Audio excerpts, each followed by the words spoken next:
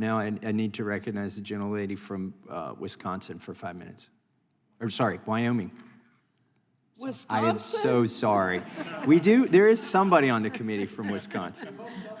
Yeah. Yeah, they're both W. Just don't say I'm from Tennessee, please. You know, PBMs may be the best example of the adage that the government is always trying to fix its last solution. Let that sink in for just a minute.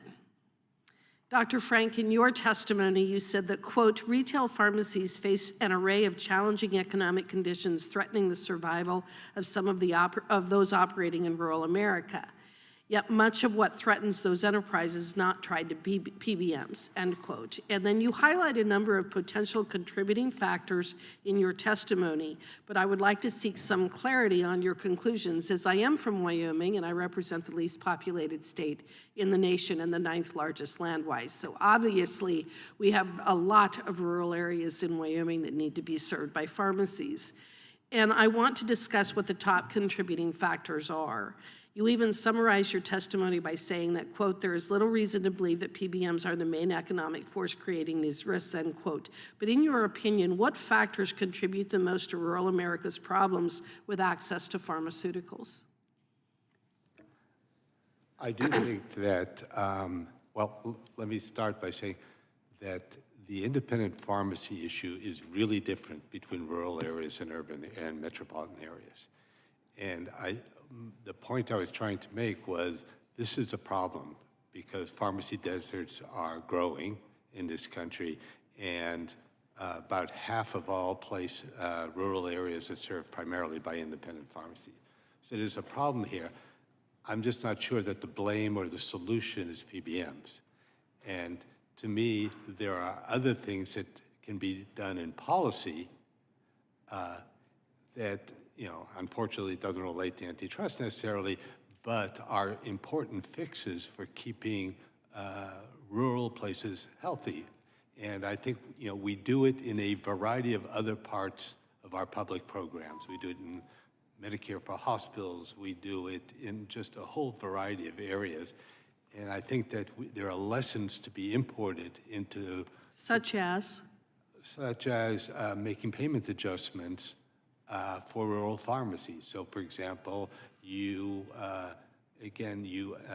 add a bump to an independent rural pharmacy when they're like the sole community provider or something like that. And so I think there are policies like that that can preserve these things because even though they're at a potentially efficiency disadvantage, they, as a community's resource, they have an efficiency advantage in that they keep people healthy in important ways. Right. I think that we only have a couple of Walgreens in the entire state of Wyoming. We have one Whole Foods in Jackson. You know, we don't have the access to some of these chains that other places have. Dr. Van Nuys, turning to you quickly, you provide a number of policy recommendations which include increasing transparency, reevaluating the rebate system, scrutinizing vertical integration, and better aligning PBM incentives with patient and payer interests. There have been efforts in recent years at the state level to make reforms to the PBM structure. Have any of these efforts been successful?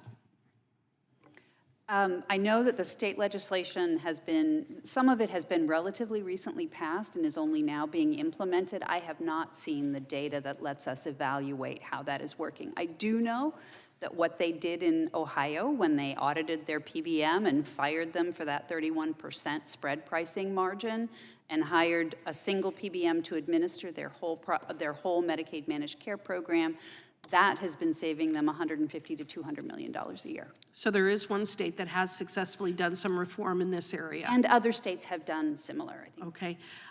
Do you think that this is something that could be accomplished at the state level, or is it your conclusion that Congress needs to act as well?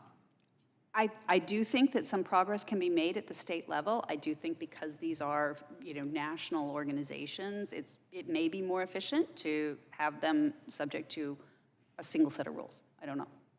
So do you have any particular state that you would recommend that we look to what they have done to determine whether that is something that could be implemented on a national basis or that other states ought to be looking to for addressing this issue? So most of the state legislation that I've seen is kind of piecemeal, right? They go after spread pricing or they go after registration or something like that. And so I don't think there is any state that has accomplished the big. What about the rest of you? Do you have any examples of where there are states or areas that they have successfully addressed the PBM issue?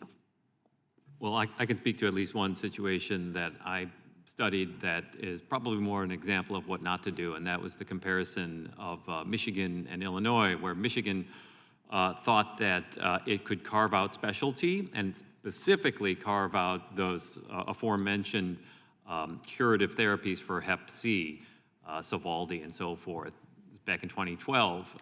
And what happened was that Illinois kept PBM model in place.